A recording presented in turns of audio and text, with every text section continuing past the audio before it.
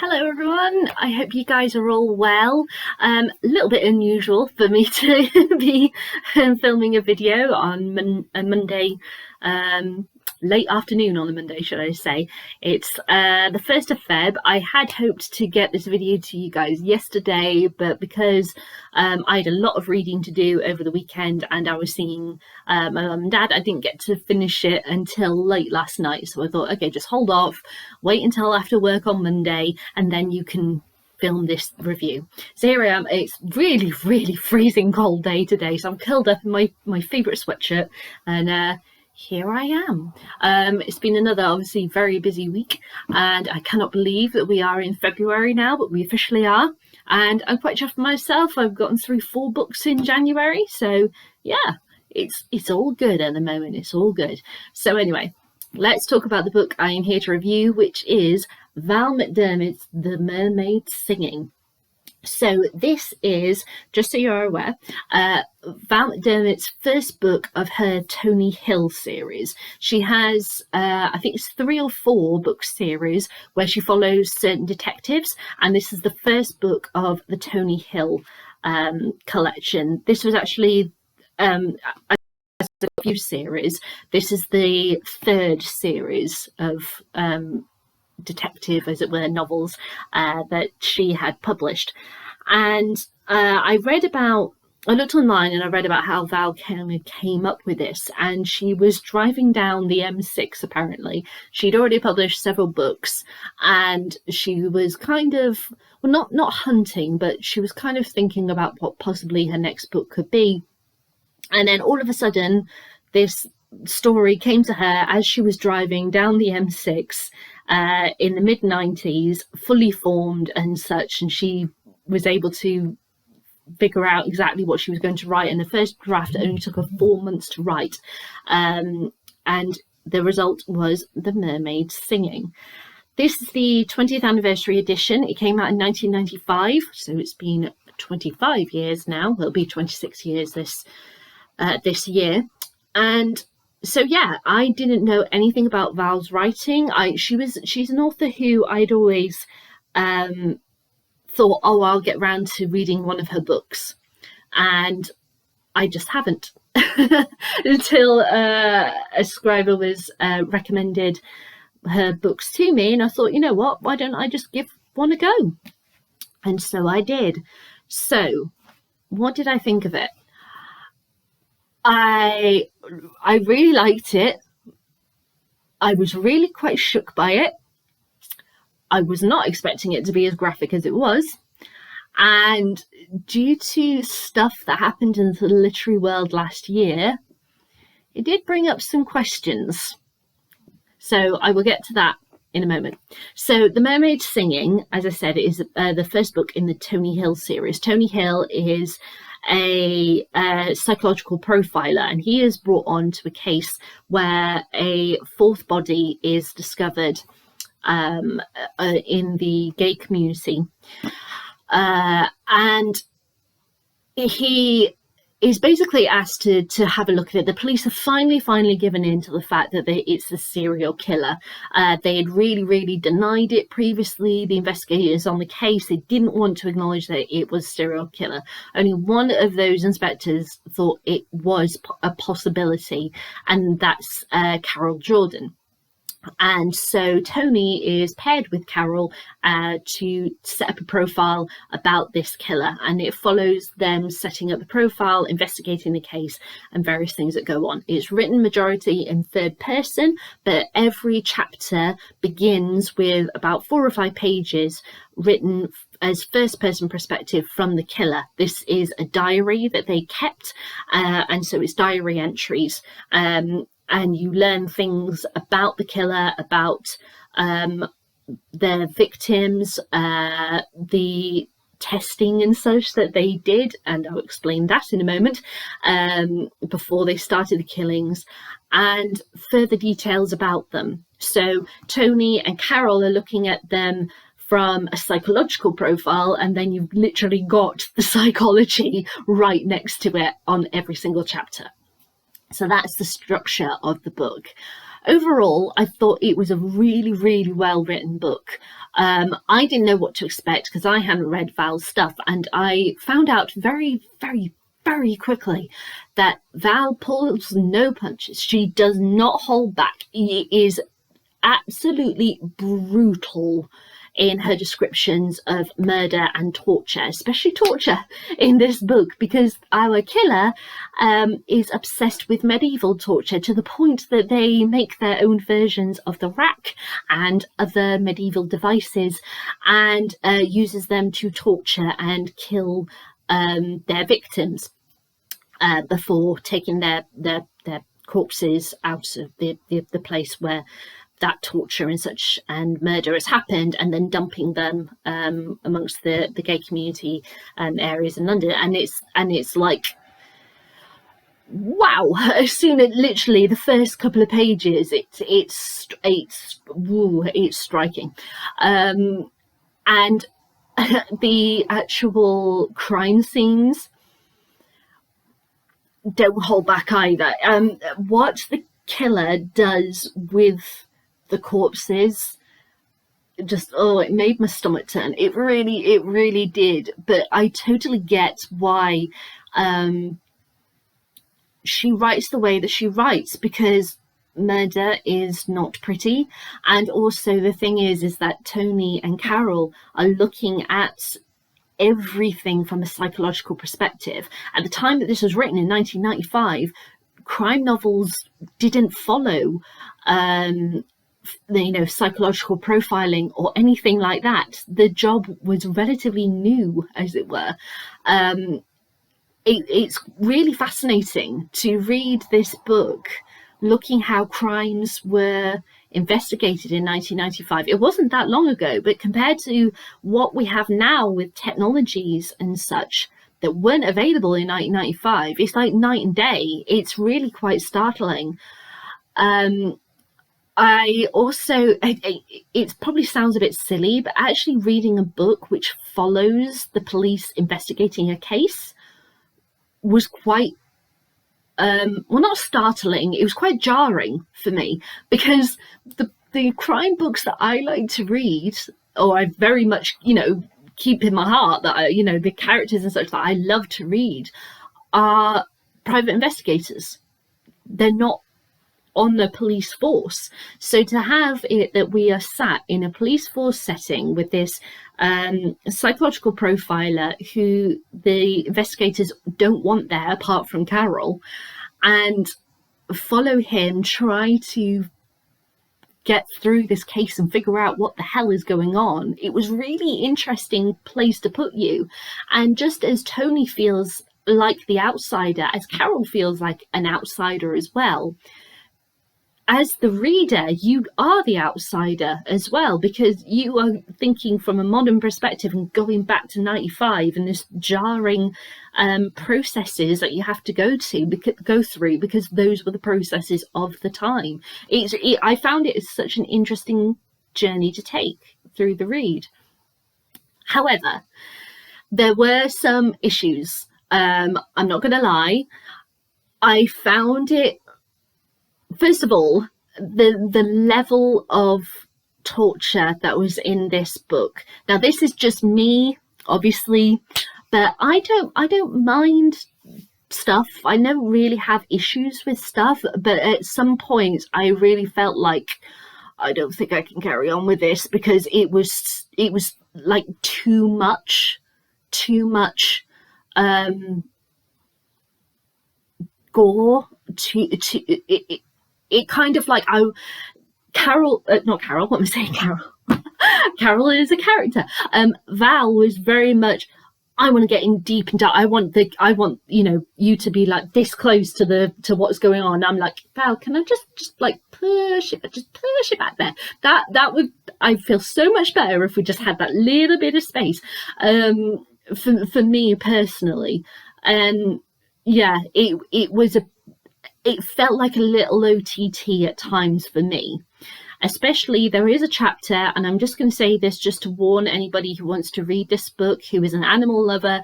There is a section where the killer records in their diary how they needed to test their medieval torture devices which they had made, and the only way to test them is on the neighbour's dog. And you can imagine what kind of things then happened, which we were told about in very, very graphic detail. And I was like, oh my god. See, I'm not a great animal lover, but I don't want to read about things like that happening to a neighbour's dog, because I'm new. So I wasn't turned off by the level of graphic torture and graphic crime scenes and such. It just made me feel really quite uncomfortable. So I don't know if anybody watching this is planning to read it or has read it and can understand what I'm talking about. But if you are planning to read it, just be aware. I have read, since I finished this book last night, that the Tony Hill series is very, very well known for being very, very graphic. So I don't know about her other books because I haven't read any others, but be aware of that. Now, when I mentioned earlier about an issue that happened last year in the literary world, I have to be very cryptic about what I say here, because I want to talk about this thing that happened last year, but if I reveal exactly what I'm talking about, that will reveal the ending of the book, basically, and I don't want to spoil it. So thus I'm going to try and be very cryptic. It might sound like absolutely rubbish what I'm about to say, because it won't make sense, but if you've read the book, you'll know what I mean. So last year, a situation happened over a crime novel which caused great outcry in the literary audience world. And there was lots of arguments to do with the sense, being sensitive to the reader versus the freedom of speech, and there was so many debates about this. A lot of people got involved. There were letters by authors and people in the entertainment industry in general writing letters to support freedom of speech and such. And there was one person at the epicenter of it. And there is a link between that and this book. And to be honest, thinking back over it, I was thinking, Val didn't really say anything about that. And thinking about it now, I'm like, wow, I'm really quite surprised that something that someone got accused of doing when they didn't do it went mental, and something where Val did do it never got flagged, even though it has been 25 years. I do acknowledge that and everything. I was just a bit surprised that there was nothing kind of said, if you see what I mean. Either, Val herself saying this is where I stand about this, or somebody possibly asking the question, like, why is it that a modern bit of writing where somebody supposedly did something when they didn't, everyone goes mental, but in a way, it's not historical, but because it's 25 years, I'm classing out historical in the context of this thing that I'm saying. Why is something then historical where that did happen isn't then brought up as a comparison to say, well, what's the difference? That, I'm really trying very hard to explain this without without ruining the book. But yeah, it did make me reflect back over what happened last year. think about that. But Val was one of the, to be fair to her, Val was one of the authors who signed an open letter for freedom of speech in the literary world. So she did show her support in that way. But what I'm talking about is actually publicly coming out and saying, this is where I stand on this matter. Yeah, it's very interesting to look back on it now. So because of what happened last year, and because of that situation which caused offence to many people, this similar themes happen in relation to this book.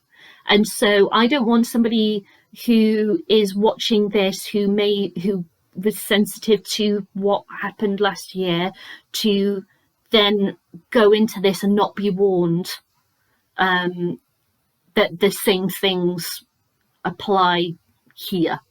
I don't want somebody to take offence from this book because of what was written, because they didn't have a warning of this situation. As I said, it's a very, very hard area to talk about, but I just want to flag the warning that there are things in this book that people could very, very much take offence against. And I don't think it was Val's intention to cause any kind of upset or distress. But then, at the same time, 1995 was very different from now. It doesn't sound like it should be because it wasn't that long ago, but it is. I mean, even like in this, the language that things get stated, it's very jarring. I mean, all the investigators and all of the press refer to the killer as the queer killer, and it's like, would we say that today? Do you know what I mean? It's not that long ago, but it's what was the norm to say those words then. There's also, in a way, you could refer to it as archaic language for describing certain individuals, certain sexualities, and such within this book. And again, it's not to be offensive, it's because it was the language of that time. So, it's a hard one to call on, but I just want people to be aware that if you're watching this and you haven't read this book and you intend to read this book, that there is going to be some language and some ways in which certain members of society is referred to and written as, which could cause offence. Okay, I'm not going to go any further than that, but I really hope that made sense in the cryptic kind of way that I said it. But yes, I just, it's a grey area. It's a hard grey area. But overall, I thought it was a very, very, very well written book. Val knows how to write atmosphere, to write the darkness of people's minds. How she describes even things such just as the light of the sky. How I think it with the way that she describes the sky and such, I think it helps perhaps possibly that that she's from Scotland, because Scotland has every possible type of sky you can think of, every possible shade of grey. I know that sounds very strange compared to other countries, they like England or whatever, but I felt, because my family and I had been to Scotland a few times, and it kind of felt like the sky was a whole different animal, as it were, compared to the sky in England. Every possible shade of grey you could come across would appear.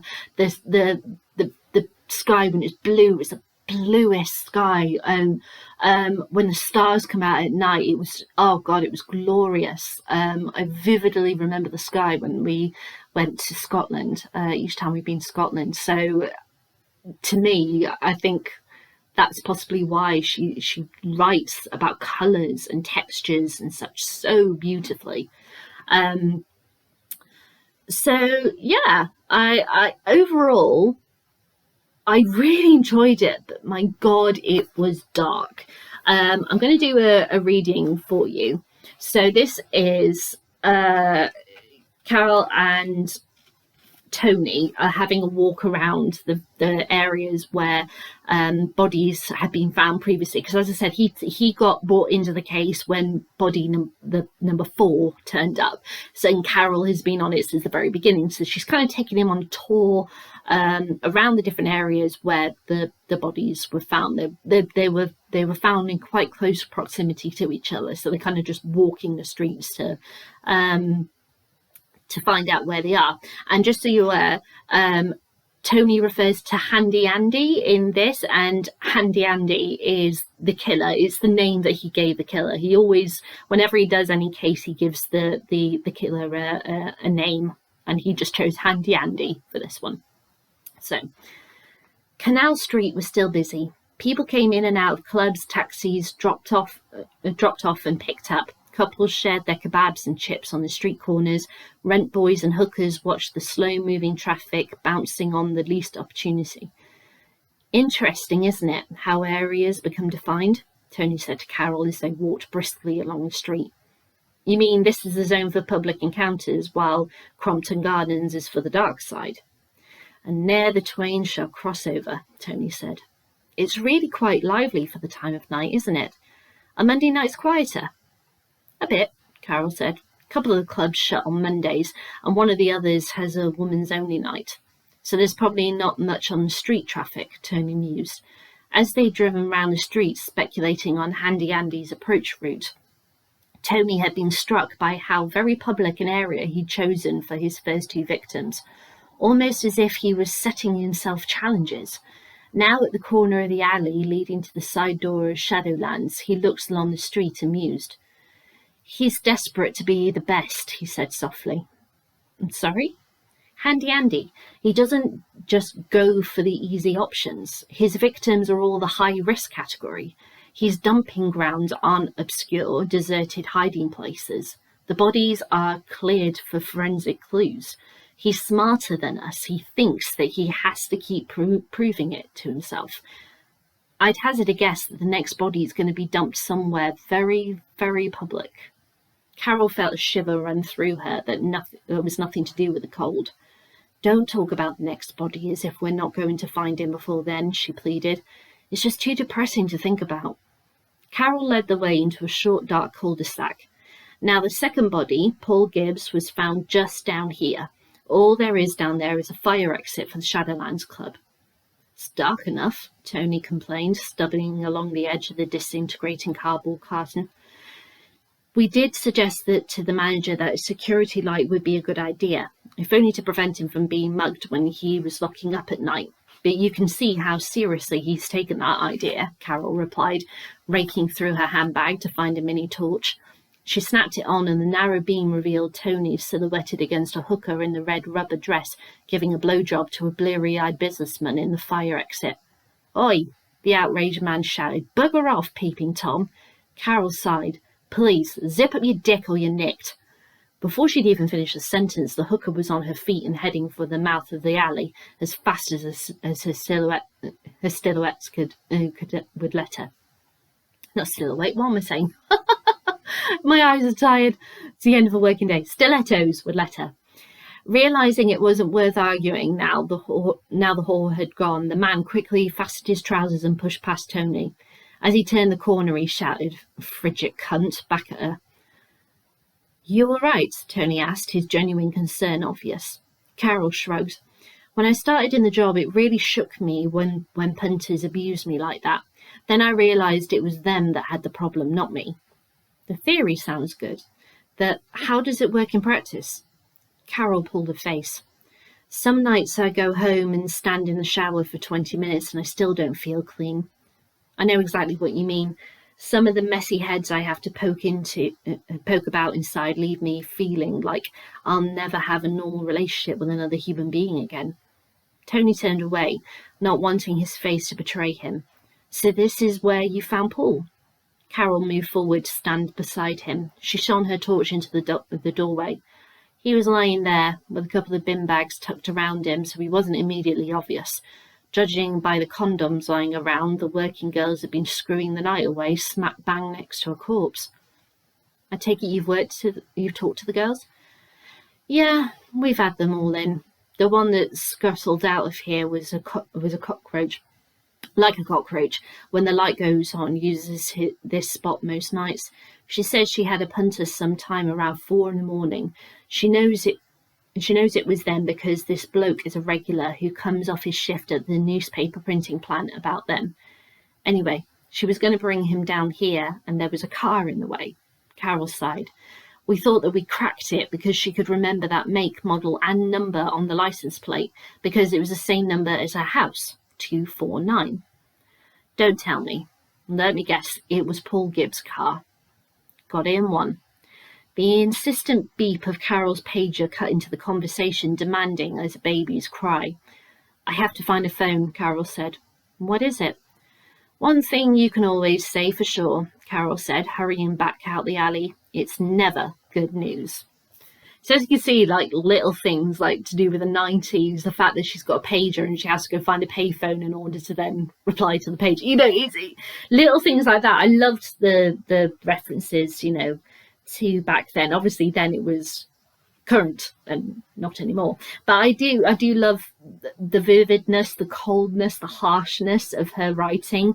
And it's brutal, this book. It is so brutal. It's just, yeah, it was a lot, but I really did enjoy it, despite having issues with some problematic elements to do with the ways in which certain members of society have been written about in this book. So those are my thoughts on The Mermaid Singing by Val McDermid. So would I read this again?